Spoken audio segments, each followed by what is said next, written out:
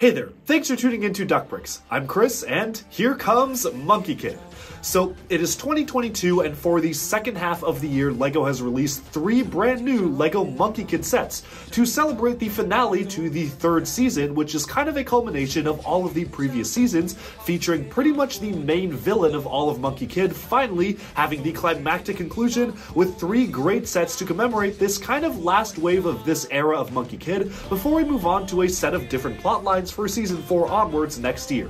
So because there are only 3 sets and because each one of them is so unique, I decided to not actually just put out a mega review, which I've done for the previous waves of Monkey Kid. You can actually check those out in the playlist below. I did reviews covering pretty much every single prior Monkey Kid wave as its own video.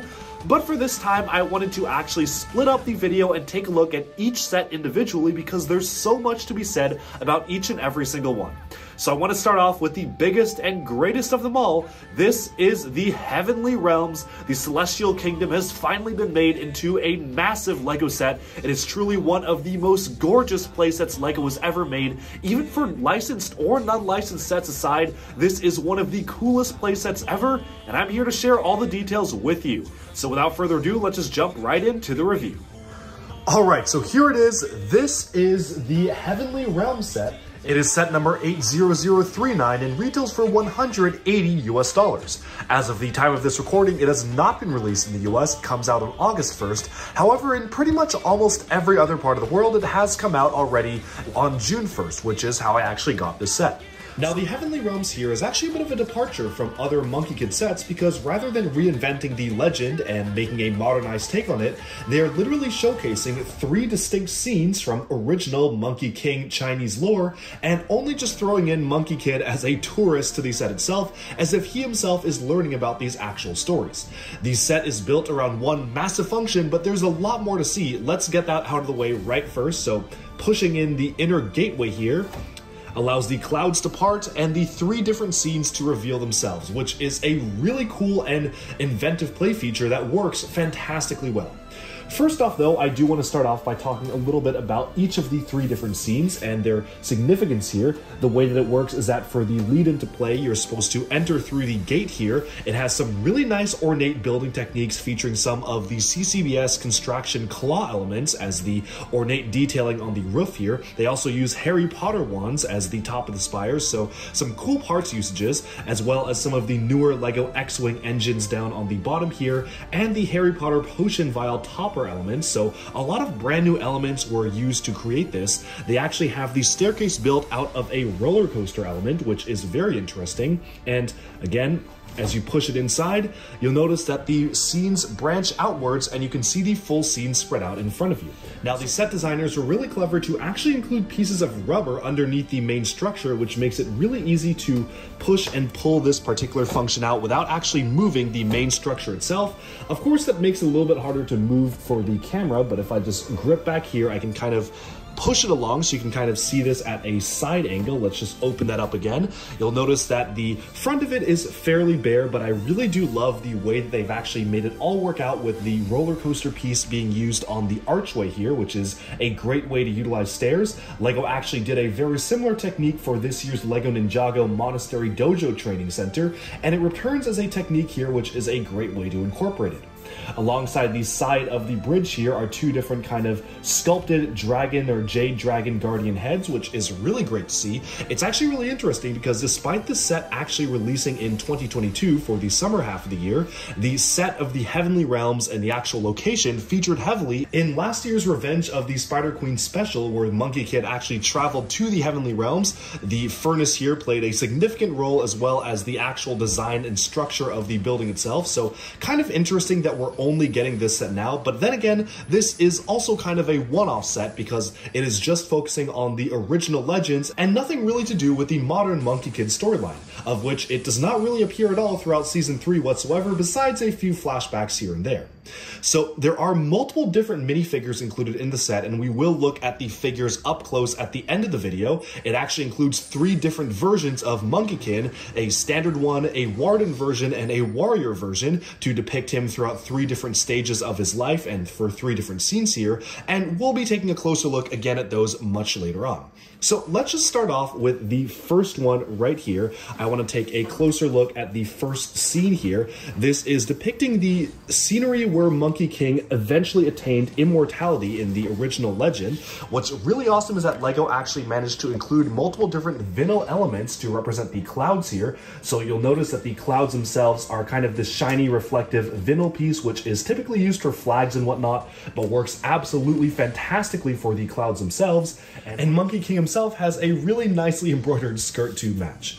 So this scene here depicts when Monkey King stole, or as he would say, borrowed the peaches of immortality from the tree here. It's a really well done tree. You can see just how well this is sculpted. It really does dominate this entire scene by just having so many different branches, and while the building techniques of this tree are fairly simple, it looks absolutely fantastic in the courtyard here.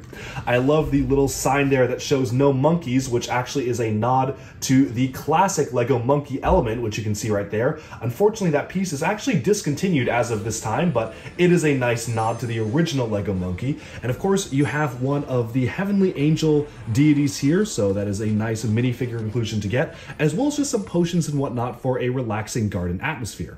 Now, one thing that is kind of hidden away but is done really well is the archway or entrance to the garden here. You may notice that they've actually used some great studs on the side building techniques to really make the archway feel very unique. As you can see right here, it is a very strange construction using curved elements on top of some clips. So very cool how they actually managed to incorporate that sort of thing there. And all in all, this is a really fun scene to get for the very first scene, showcasing one of the most important and pivotal parts of Monkey King lore. Moving on to the next scene though, let's now take a look at what is coming next. Next up is the scene where Monkey King was actually imprisoned in the furnace as a punishment for stealing these sacred fruits. So you can see, once we rotate this all the way around, they have the Great Furnace over here, which played a significant role in the Monkey King Season 2 storyline, or the Monkey Kid Season 2 story. Right there, this was one of the items that the Lady Bone Demon needed to get to build her massive mech, but right here it just appears in the exact format that it would have appeared in the original legend. We have the Great Sage over here as the main minifigure for the scene, and we even have a couple of different scrolls and maps, which are really interesting to see, showcasing the Monkey King being thrown into the furnace. So it's kind of a funny depiction right here, but you can see the sticker is showing instructions for the king to actually be trapped inside the furnace and not outside. So just a funny thing to see there. Of course, this is the point in the original legend where the Monkey King eventually broke free of the furnace and gained his powerful gold vision in the process. So we do have some play features to indicate that. If you want, you can take our guy right here, open the furnace up, and there is a spot for him to sit right inside the furnace where you can actually trap the character himself. So let's place him inside there. It's a bit of a tight squeeze, but he will manage to fit in. And you can close it up to have him actually be trapped inside the furnace before he eventually breaks out. It is a very ornate and interesting build for the furnace here. I do like how well it's been captured, especially compared to the appearance in the Monkey Kid TV show where this furnace did play a big role. This is pretty accurate. Sure, it could have used maybe a little bit more gold, and I would have loved to see some more drum lacquered gold here, but the pearl gold is fine to see, and it is still very ornate, again featuring different versions of the construction claw elements, all ending up in some roller skate pieces on the top with the Harry Potter wand sticking out of the very top there. Again, much like the other piece, this actually also reuses some of the vinyl cloud elements. So you can see the vinyl clouds being added on the side here. And funnily enough, unlike the previous platform, this is somewhat raised above, so they're actually on different levels. The other one was on the ground level. This is kind of an intermediate level, so you literally have stairs that lead all the way up to this platform. As an aside, I really love that LEGO is reintroducing the LEGO Art Mosaic piece for the first time in the white coloration. Previously, the LEGO Art Mosaics, which debuted this piece, only had it being used in black, which was great, but if you wanted a mosaic with a white background, you couldn't really do much for your own custom mosaics. Now that LEGO has actually made this piece in white, that is absolutely fantastic, and I certainly will be using it for future mosaics if I want them to have white backgrounds instead of black. So, moving onwards to the main structure here. Unfortunately, most of the top of the structure is kind of just a facade. There isn't really any interior detail once you go on the inside of the palace here, and it's really just there to form kind of a figurehead for the top of the scene. What's interesting is that when you reset all of the pieces right here, it does not actually immediately close the clouds. You need to manually close the clouds up like so. So that is just something you do need to keep aware of, and then once you push it inwards, then the clouds are simply pushed outwards because of gravity. There's a wedge that is pushing them outwards like so. Oftentimes, sometimes this one gets stuck in the vertical position, so you just kind of have to tap it and it will go out like that. But that's how the function works right there. Certainly a very interesting feature to have for a LEGO set, and one that I think has been pulled off very well. So moving into the main structure here, it actually has a young Neza right there. We saw the adult version of him in the main Monkey Kid storyline, as well as the battle between the Monkey King and Erling right here, plus the celestial dog, which you can barely see right there.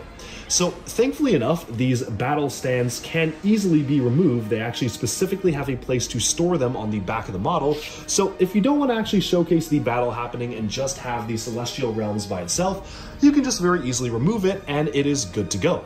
I love the cloud aesthetic of this main temple area. It's really cool how they have these side railings actually having the curvature of some clouds, and it's actually asymmetrical as we zoom closer into here. Let's see if we can bring this forwards just a little bit here. Let's stretch this inwards and move this to the side here. You'll notice that the way that the clouds are built on the side of this platform here are very ornate and intricate. It really took a lot of different building techniques to achieve the cloudy look here, as if there's mist surrounding the temple. A very cool building technique there. And again, as I mentioned, not too much going around on the back side. Again, as you can see, it pretty much just cuts off right on the doors. So unless they ever make an expansion to it, that is about it for the back side. There is a little bit of a sticker here that shows some detailing, but for the most part, this is really not meant to be viewed from this angle. Thankfully though, you can actually store the battle pieces right there, so if you just want to have them not battling, you can just attach it right there, and it's super easy. It is completely hidden away, so very convenient like that. Of course, underneath the sculpture itself, there's just a lot of different Technic stuff, just like kind of a massive Technic. They did do their best to try to actually incorporate as many cloud detailings as they could, even stretching around the back here with stuff like this. And one thing I really appreciate is that they actually are introducing multiple copies of the brand new for 2022 Friction 1x1 Technic pin to stud attachment point. They did not need to use it for this model, but they are trying to get that in as many hands of people who want it as possible, so it's really great that they are actually including it. And sure, while the backside obviously is not the nicest angle to look at, there's a lot of mechanisms and lift arms and Technic stuff, they actually did a pretty good job of trying to disguise it with all the cloud parts still continuing along the sides. Although this is very much a model that is meant to pretty much only be viewed from the front. As you can see, nothing is going on whatsoever back here.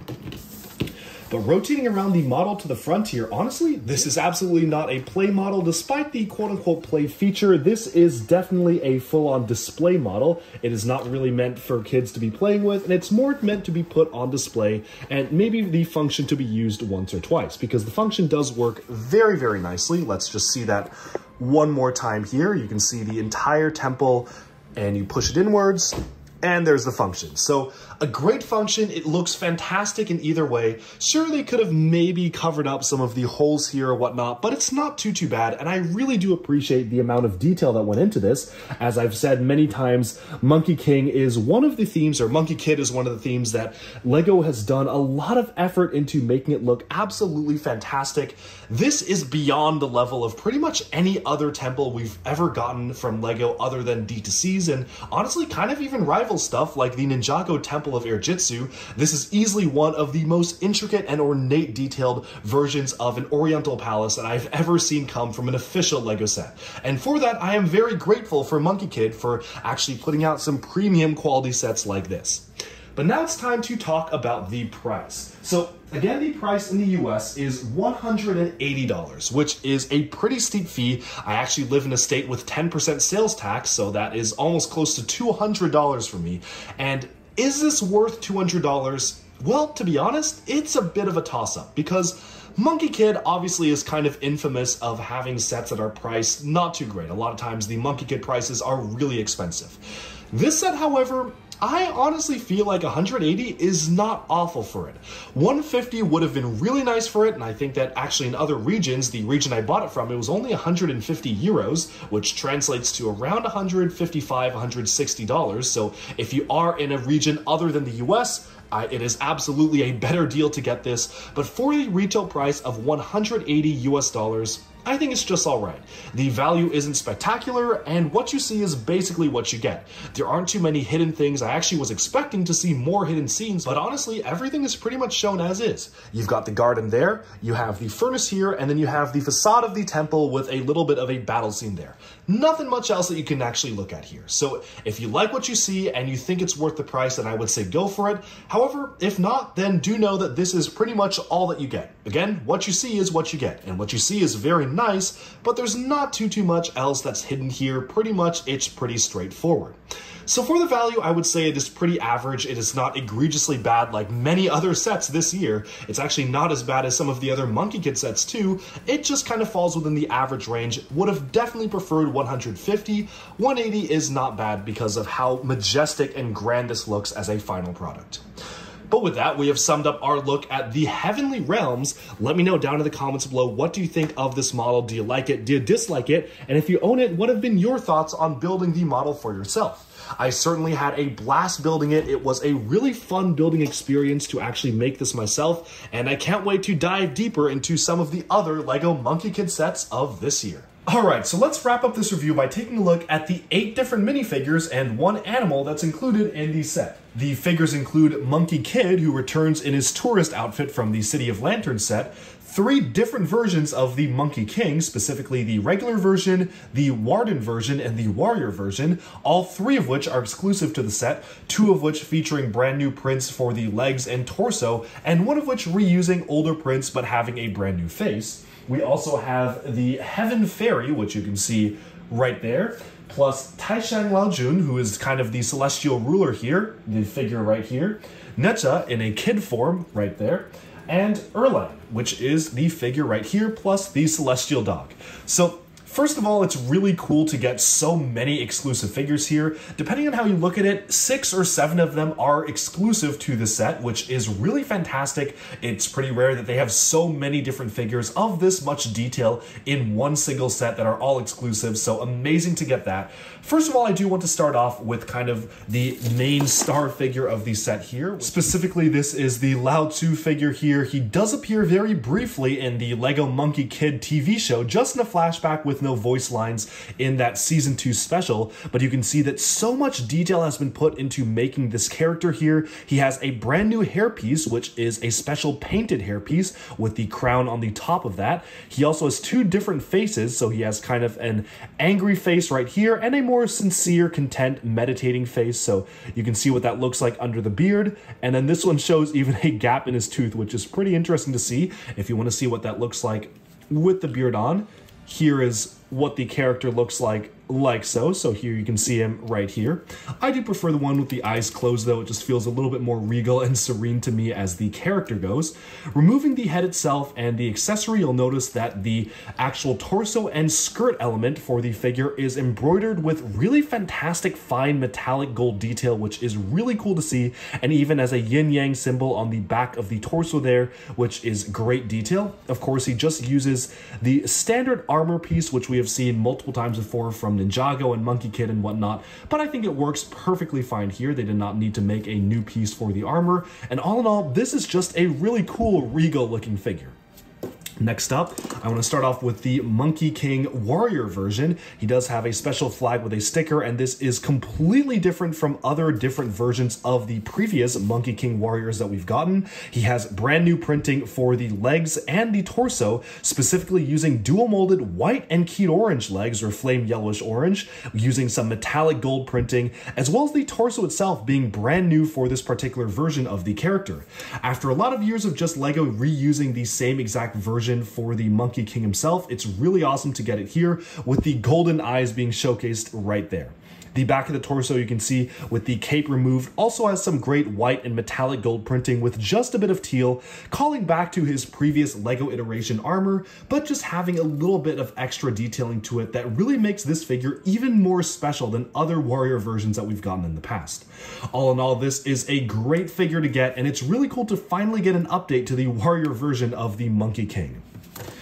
Next up, this is the Warden version. Now, this is probably one of my favorite, if not my favorite figures of the entire set because of one thing. This particular cloth piece is so nice. So usually LEGO cloth pieces are kind of hit or miss. Sometimes it's very obvious where the seam ends and the rest of the skirt begins, and other times they just kind of cut open on a corner here, but very smartly they actually had the seam go on the back here, and the specific material used to print the shiny gold elements on the skirt is nothing like I've ever seen before from LEGO. I have never seen them do a skirt element like this with this much gold detailing, not even in collectible minifigures or whatnot, and it is absolutely stunning to get a figure like this. For Monkey King in relatively casual clothes, this is a very fancy figure and easily is my favorite figure from the wave, or at least one of my favorites.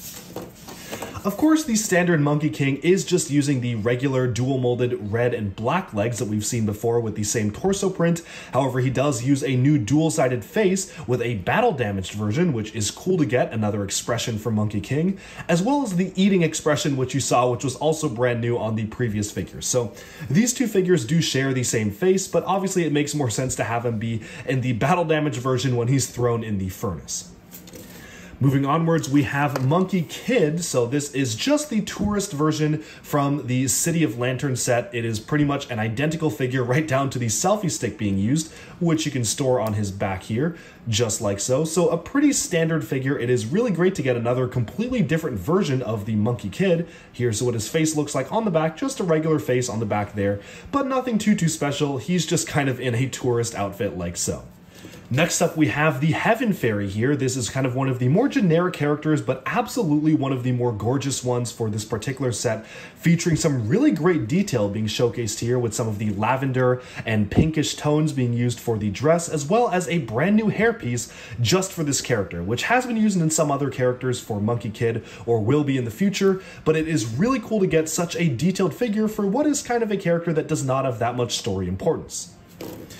Moving on, we have the child version of Neza. He is just reusing kind of the standard Neza figure that we got for the adult version. However, he does have a brand new, more childish looking face with two different expressions, one serious and one more playful. It's kind of funny seeing such a small figure wield his standard staff piece here, and he is using the same exact cape and lavender armor which we saw on the original large adult scale version of the figure. So it is just cool to get a figure in a different stage of their life.